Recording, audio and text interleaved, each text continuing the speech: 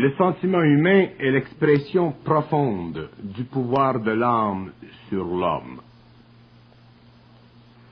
Ce pouvoir de l'âme intervient à une telle fréquence que l'intelligence réelle de l'homme, son esprit, perd graduellement contact avec l'ego. Cette rupture du contact entre l'esprit et l'ego constitue le problème de fond de la vie humaine sur la Terre. L'homme utilise le sentiment et retarde le développement de l'intelligence pure sur Terre, mais d'un autre côté permet, par ce mécanisme, que se raffine la nature humaine afin que l'homme progresse au cours du développement de la civilisation.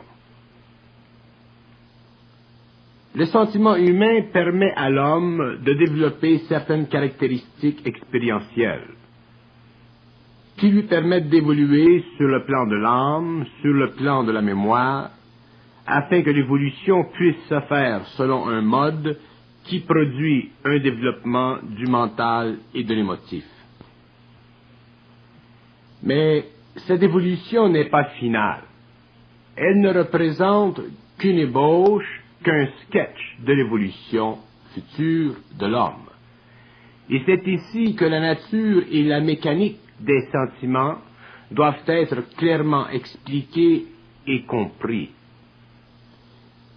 Le sentiment naît d'une impuissance, d'un manque de clarté d'intelligence chez l'homme.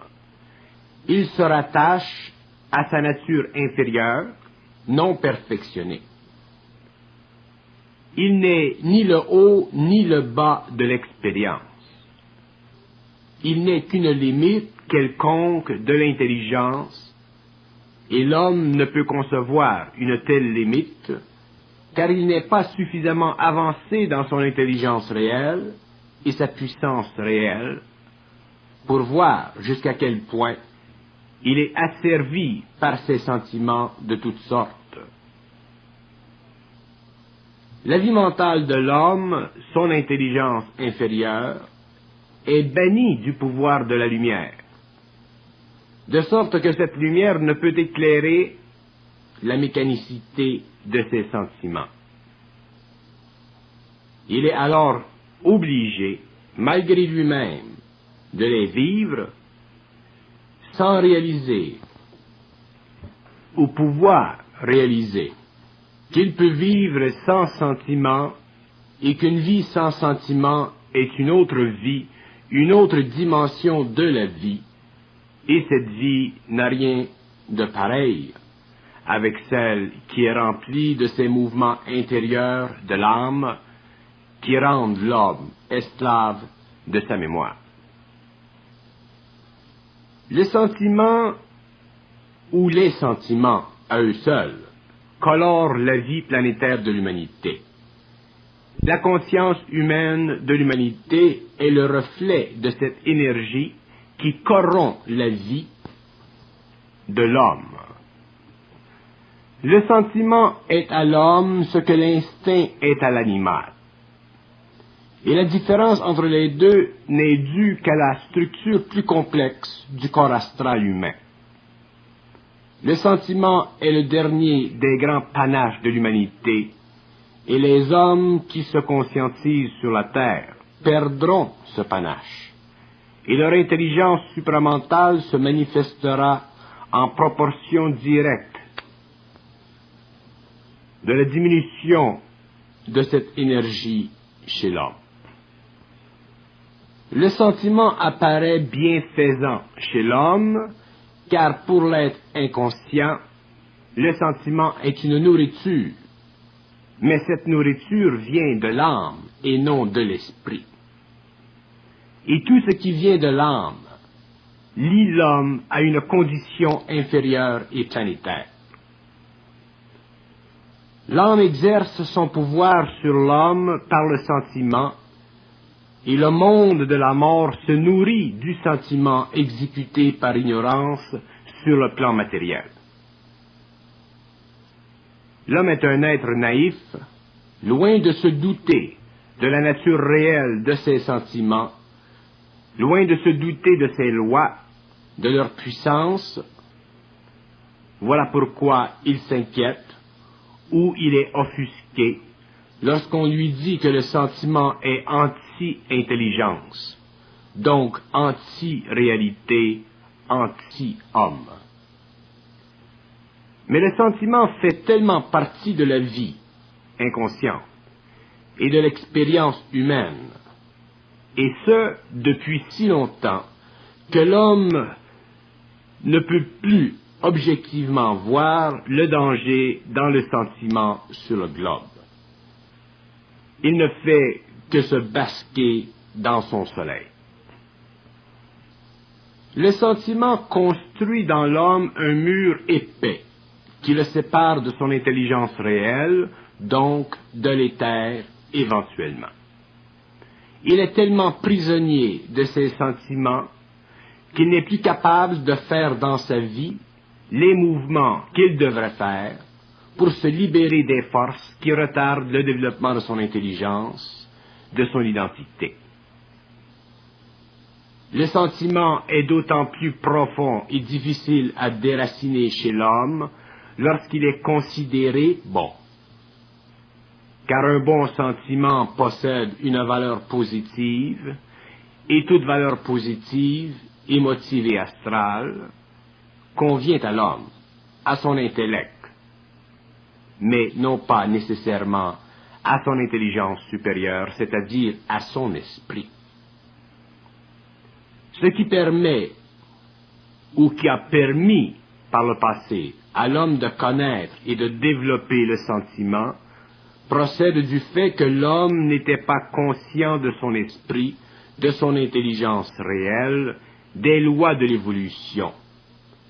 Et cette condition lui permettait de se servir du sentiment pour se donner, se créer une sécurité psychologique que son esprit ne pouvait lui donner, car il ne le connaissait pas encore. Mais dès que l'homme est dans la conscience supramentale, il perd la capacité graduellement de vivre du sentiment. Il ne vit que de la présence de son intelligence. Autrement dit, le sentiment remplace chez l'homme la présence de son esprit. Lorsque l'homme sera conscientisé, conscient de son esprit, de la partie universelle en lui, il n'aura plus besoin de sentiments, car son intelligence sera trop élevée au-dessus de la condition humaine pour qu'il puisse donner du vraisemblable au sentiment, et ce dernier s'éteindra chez l'homme pour ne donner place qu'à l'intelligence pure. Le sentiment possède l'homme par l'émotivité qui pulse en lui, et cette émotivité est l'énergie de l'âme qui le retient dans l'expérience du désir humain. Et voilà pourquoi l'homme trouve difficile le chemin à la vie réelle, à l'intelligence réelle, à l'éther, etc., etc. L'âme procède chez l'homme par le sentiment, et les forces astrales en lui se servent de sa mémoire d'âme pour se lier à lui vibratoirement. De sorte que le sentiment n'est pas seulement retardataire pour l'homme, il nuit à l'évolution de la conscience cosmique sur la Terre. Car il ne procède pas du réel, mais du pouvoir de la mort sur la Terre. Et ce pouvoir est vaste, car l'homme est très ignorant du monde, de la mort et de ses lois. De sorte qu'il est impuissant tant que le pouvoir de l'esprit, de l'intelligence réelle, ne crève en lui les illusions liées au sentiment. Voir le mal cosmique à travers le mal planétaire, c'est facile. Mais voir le mal cosmique à travers le bon planétaire requiert un discernement à toute épreuve. Et ce discernement ne peut venir qu'au fur et à mesure que l'homme entre dans sa propre intelligence, sinon il ne pourra jamais discerner entre un sentiment qui est bon et qui est aussi retardataire à la fois. Un sentiment est une attaque contre l'esprit. Un sentiment affaiblit toujours l'intelligence réelle de l'homme, car il est trop près de l'homme et trop loin de l'esprit. Donc l'homme réagit à la force intérieure du sentiment et ne peut agir dans la clarté de l'esprit. Donc, diminution instantanée de l'intelligence et par conséquent, désorganisation sur le plan matériel, désharmonie dans l'action humaine. Projetez cette situation à l'échelle de la planète et vous comprendrez pourquoi les maux de l'humanité et par corrélation, pourquoi la civilisation est-elle construite et fonctionne-t-elle de la façon qui nous est aujourd'hui très familière. Le sentiment ne peut jamais être créatif. Il peut être bon ou mauvais. Dans le processus créatif de l'intelligence réelle, il ne peut y avoir de sentiment. Voilà pourquoi d'ailleurs l'intelligence réelle et créative est-elle si puissante et si dévastatrice, car elle ne peut être diluée, affaiblie par le sentiment. L'homme qui la vit, qui la canalise, ne peut être dupe de cette forme de chantage de la part de ses émotions, de la part de sa mémoire, de la part de l'âme. Dès qu'il cesse d'être dupe, il s'aperçoit qu'il n'est pas ou n'est plus normal, c'est-à-dire une copie standard de l'homme social.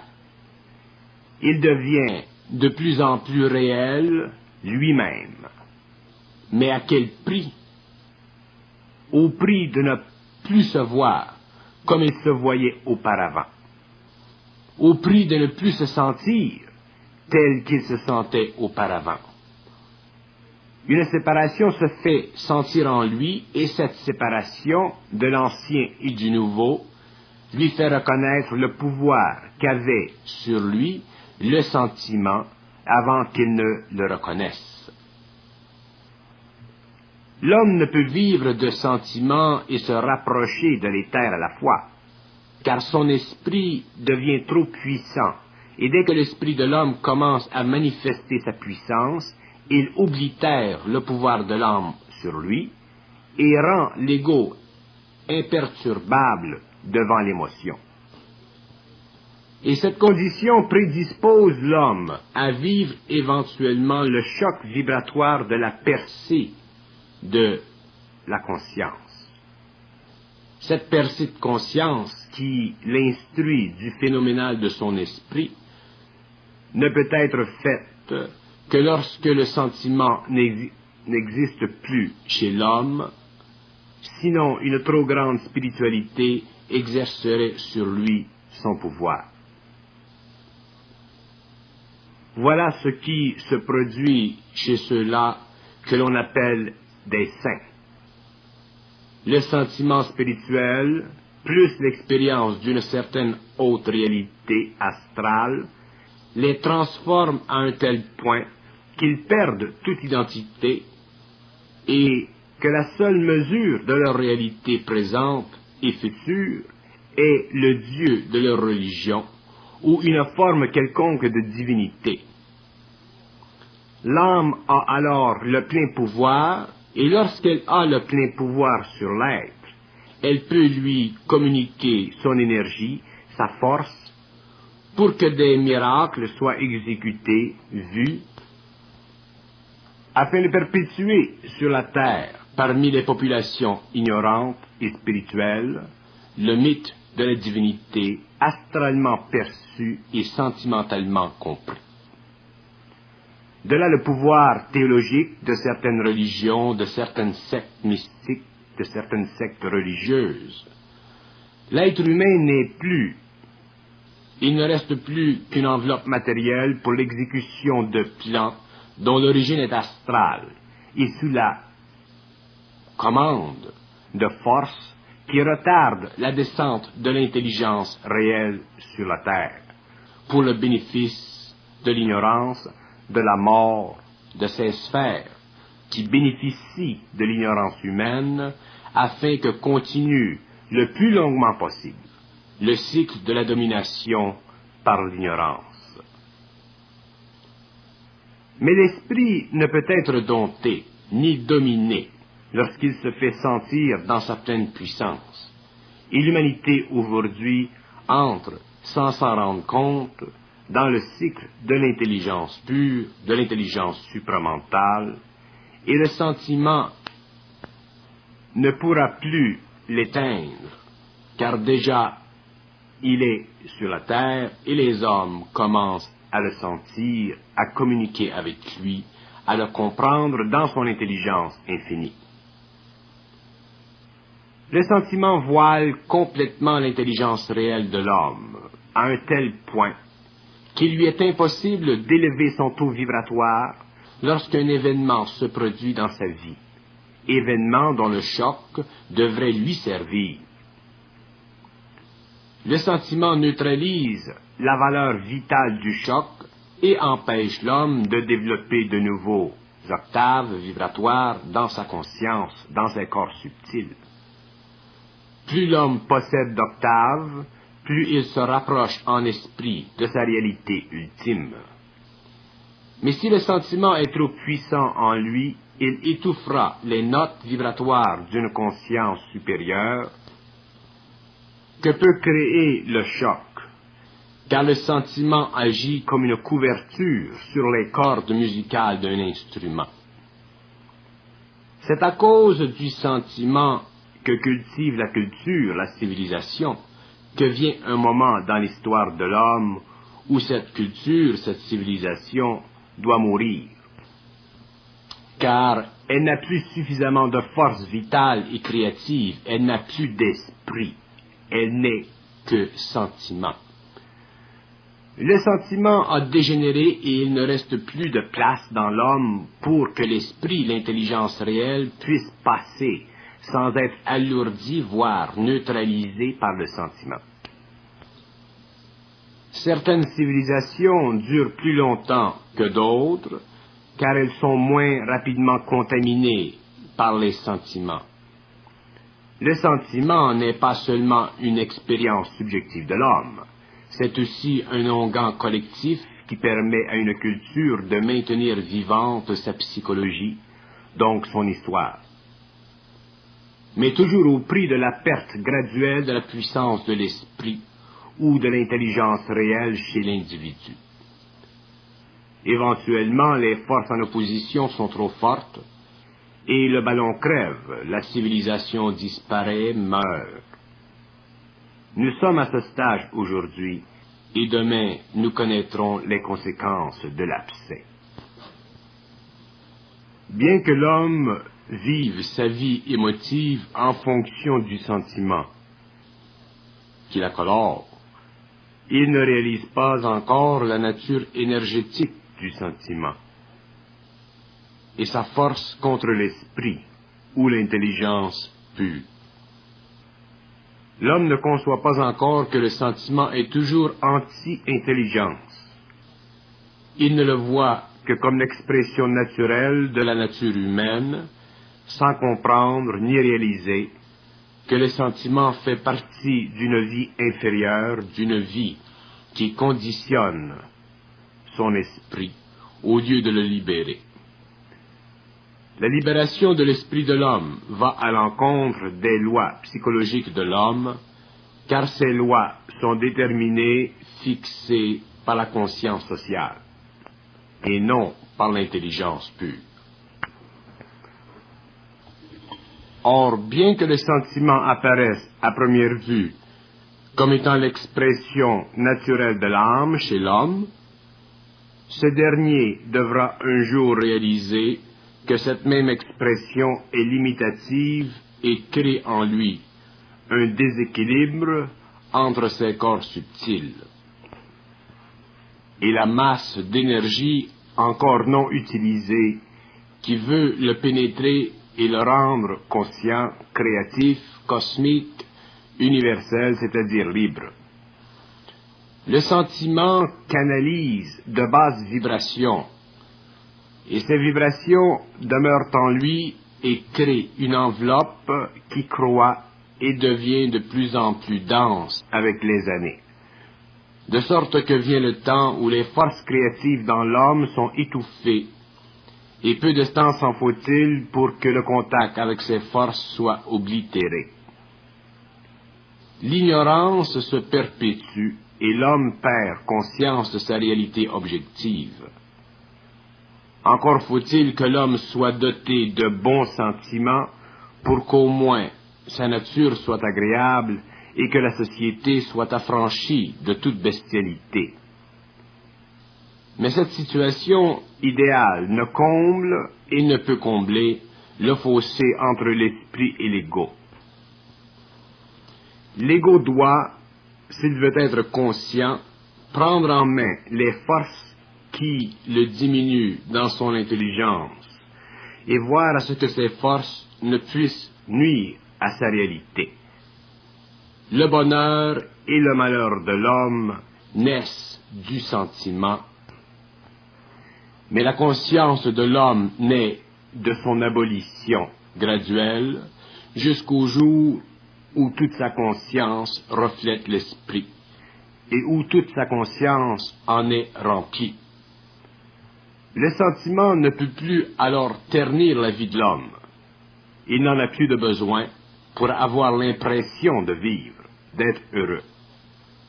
La conscience éveillée est trop claire, trop intelligente, trop présente pour que l'ego soit dupe des petits ou des grands remous de l'âme qui traversent l'homme et le rendent esclave de conditions qu'il peut vraiment dépasser s'il est assez fort pour vivre sans traitement.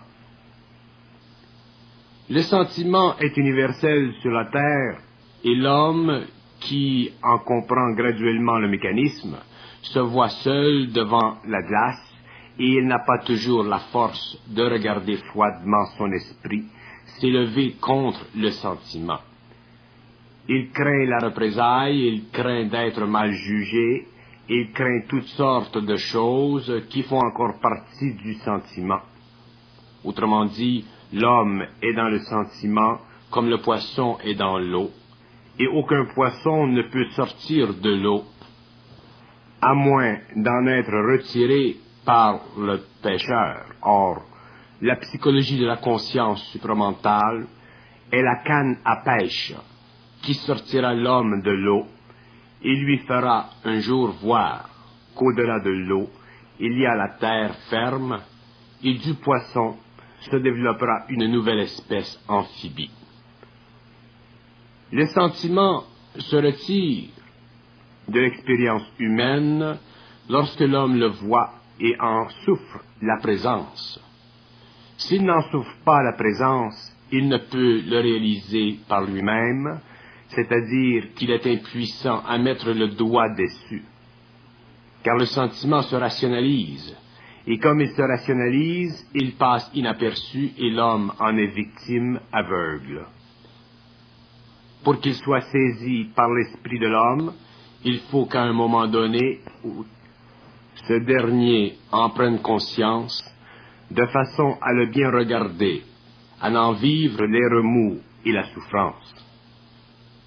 Alors peut-il le dépasser et un jour le voir naître en lui avec grande facilité, car sa sensibilité sera plus éveillée et plus affectée par le sentiment.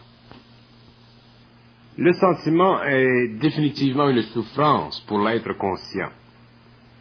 Il ne peut en être autrement car son esprit lui fera voir l'inutilité d'une telle forme d'énergie. Et dès lors, l'homme se verra dépouillé d'un vêtement qu'il a toujours porté et considéré normal, nécessaire, voire même utile. Et pourtant, seule l'expérience de la vie consciente peut très bien nous faire voir et comprendre que l'expérience de l'involution et ses machinations ne peut être évolutive et créative. Le sentiment comporte toujours des risques, pour l'espèce humaine, car il n'est pas stable, continu. Il n'est que le résultat temporaire d'une sorte d'équilibre qui peut facilement dégénérer, entraînant ainsi l'homme dans la voie d'un autre sentiment, souvent totalement opposé au premier. Nous retrouvons ceci dans l'expérience humaine de l'amour subjectif, où nous voyons l'amour et la haine cohabiter l'être humain. Or, si le sentiment n'est pas continu, il s'avère que son intelligence n'est pas fixée par des lois de conscience créative, mais par des lois de conscience animale sujettes à être réajustées selon les occasions de la vie, selon les hauts et les bas, selon le tempérament et le caractère. Or, une telle situation peut engendrer des maux à l'infini. Et c'est ici que nous pouvons comprendre pourquoi les hommes ont tant de difficultés à s'harmoniser entre eux. Il y a trop de sentiments dans l'homme et trop peu d'intelligence réelle.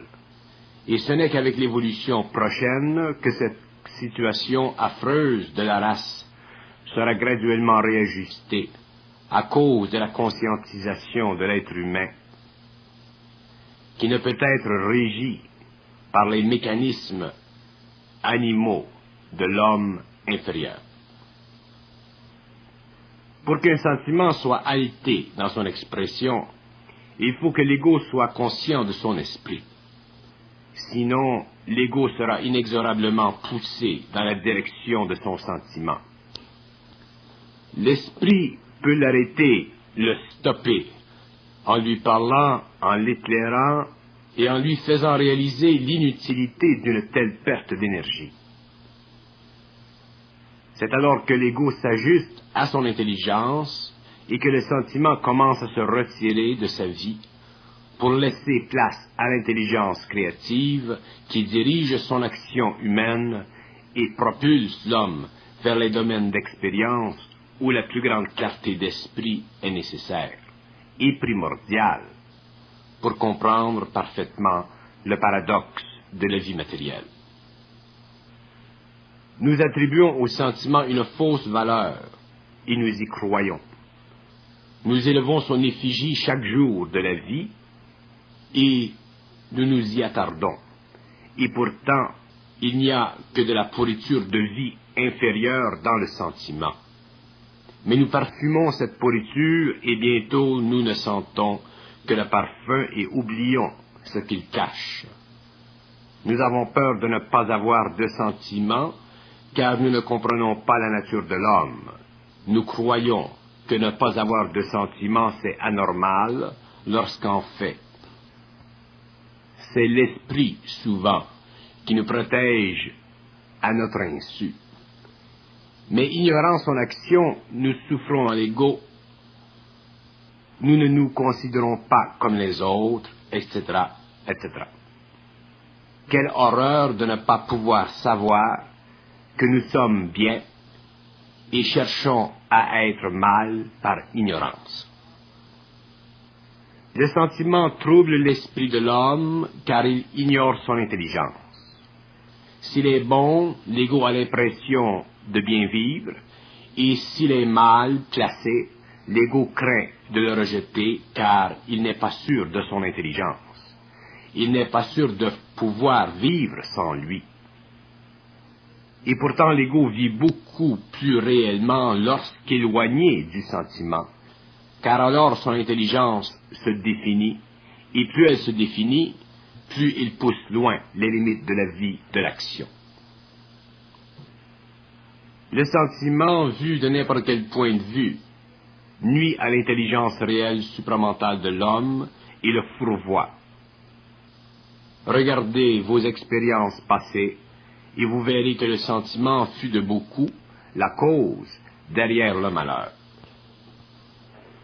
C'est une nouvelle étape de vie pour l'homme, c'est de reconnaître le danger du sentiment et l'étouffement qu'il crée dans son esprit.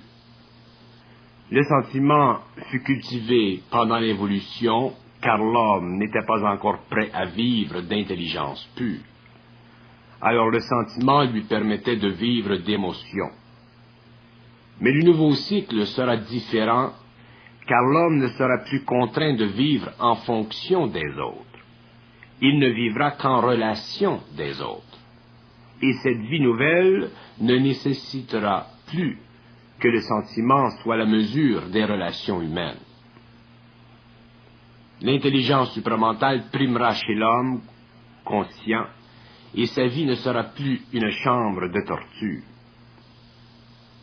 Le sentiment détruit la volonté de l'intelligence dans l'œuf. Il brime l'individualité de l'homme et le pousse à perdre son individualité, petit à petit, au fur et à mesure qu'il s'y enlise. La raison pour laquelle l'homme n'a jamais dépassé le sentiment relève du fait que le sentiment humain est conforme à l'ordre psychologique de sa culture. Lorsque l'homme atteindra la maturité de son intelligence, cet ordre psychologique s'effondrera, car l'intelligence supramentale est froide plutôt que chaude, c'est-à-dire qu'elle œuvre évolutivement.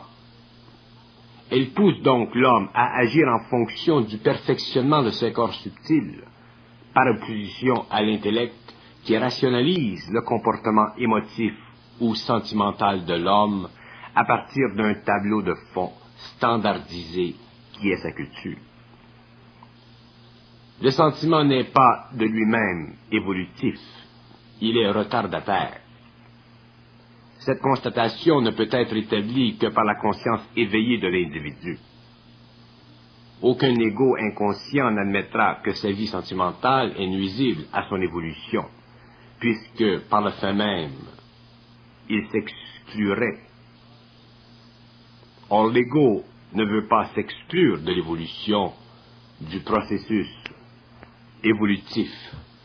De là son besoin psychologique, mais il n'est pas prêt à constater ce qu'il ne peut consciemment réaliser tant que cette conscience n'est pas établie en lui. Le sentiment, bien qu'il soit noble, si noble il est une convenance de l'âme et non de l'intelligence pure. Si l'âme est évoluée, le sentiment est noble, grand, mais l'évolution va plus loin que les convenances de l'âme. L'évolution mènera l'homme aux confins du pouvoir de l'esprit. Or, pour que l'esprit naisse sur la terre et remplace les convenances expérientielles de l'âme, il deviendra nécessaire que l'homme transmute son énergie émotive en énergie mentale, pour que le règne humain soit élevé au statut universel du règne supra-humain ou l'époque de la conscience supramentale. Le sentiment améliore la vie humaine inconsciente s'il est noble et à sa place, et détruit la vie individuelle s'il manque d'équilibre. Dans un cas ou dans l'autre, l'homme, l'individu, a quelque chose à apprendre de sa puissance, de son pouvoir contre l'intelligence pure. Dans un cas ou dans l'autre, l'homme doit bien regarder la différence dans sa vie s'il opte pour le sentiment et s'il le dépasse. Car différence il y a, et seule l'expérience vécue contre l'expérience nouvelle peut faire comprendre le lien entre l'impuissance de l'esprit et le sentiment. Il ne s'agit pas pour l'homme de nier ses sentiments. Il s'agit pour l'homme de comprendre et de réaliser, selon le pouvoir de son intelligence réelle et grandissante, que le sentiment dans la cinquième race, sous-race, n'est plus à l'ordre du jour dans la prochaine phase de l'évolution. L'homme comprendra que le sentiment, dans sa forme la plus négative, mène l'être humain vers le crime. Le crime est l'expression sentimentale de l'homme, dont le corps astral est totalement déséquilibré. Le sentiment entretient dans l'homme certaines énergies. Et lorsque ces énergies deviennent trop puissantes, l'ego n'est plus capable de les contenir, c'est-à-dire de les contrôler. C'est pourquoi ces énergies mènent à la violence, au crime. Il n'y a pas lieu pour l'homme d'être violent, car la violence n'est pas du domaine de son esprit, mais elle est du domaine de sa conscience inférieure et animale. Mais elle se manifeste lorsqu'une trop grande force en lui s'empare de son être et le réduit à l'état robotique, à cet état de bestialité où l'énergie astrale se déchaîne en lui et contre l'homme. Le phénomène de violence est le produit direct de la déformation d'une énergie astrale que l'on nomme le sentiment. Et cette déformation est la cause même de la violence qui sévit aujourd'hui dans le monde. Le danger d'une telle déformation de l'énergie astrale coïncide avec la perte de conscience de l'homme, c'est-à-dire avec l'envahissement de son être, de son esprit, par des forces issues du sentiment qui violent, à cause de leur puissance, l'intelligence réelle ou l'esprit de l'homme. Le sentiment, s'il est né d'une haute valeur morale, fait progresser la culture, la civilisation. Sinon, il étouffe celle-ci et l'amène vers le gouffre. Une fois le sentiment trop enraciné, seul le choc vibratoire peut le détruire. Et c'est pourquoi l'homme a pris tant de temps à progresser, car il lui fallut des chocs pour qu'il puisse dépasser la psychologie antérieure liée à ses sentiments, pour que se raffine sa psychologie. Mais tant que l'homme ne sera pas conscient de son intelligence réelle, le sentiment réussira à créer une forme ou autre de chaos dans sa vie. Car il n'y a jamais d'intelligence réelle dans le sentiment, même s'il est louable. Pour qu'il y ait intelligence réelle dans l'homme, l'esprit doit dominer l'ego, et l'ego ainsi dépasser le sentiment ou ses aspects. Le crime est devenu une partie de la vie de chacun, car chacun, sans s'en rendre compte, contribue à sa diffusion dans le monde, car chacun projette dans le monde des sentiments de toutes sortes, qui électrifient l'astral de l'homme, de l'humanité. Et cette électrification est contagieuse, elle se communique. Et aujourd'hui, la télévision électrifie l'astral de l'humanité comme jamais elle ne le fit par le passé. La violence psychologique s'est accentuée dans le monde après l'avènement de la télévision, car cette technologie a substitué l'expérience limitée de l'individu pour l'élargir à une échelle jusqu'ici qui faisait partie de l'imagination des hommes. Lorsque la télévision fit son apparition, l'homme, l'individu, vivait son sentiment à l'échelle personnelle, à l'échelle de son petit milieu. Avec la télévision, il se fit une prise de conscience du sentiment à l'échelle planétaire, et ceci força le sentiment personnel illimité à se canaliser à travers un nombre de formes de plus en plus grandissantes qui pouvaient en exploiter toute l'énergie. Par exemple, la musique idolâtrée devint avec la télévision aidant un couloir par lequel les sentiments les plus divers commencèrent à encercler le globe, les populations, et la nouvelle violence, la violence psychologique de la fin de cycle, prit naissance, et aujourd'hui, nous n'en avons pas encore vu tous les aspects, ni la fin. Il ne s'agit pas de blâmer la télévision. Elle n'a rien à faire en soi avec la violence ou le crime issue du sentiment déformé. Mais elle sert parfaitement la cause des forces astrales sur la Terre, car elle est mondiale. Seule la conscience intelligente et réelle de l'homme peut faire échec à cette énergie qui va au-delà de l'individu et qui enflamme toutes les nations.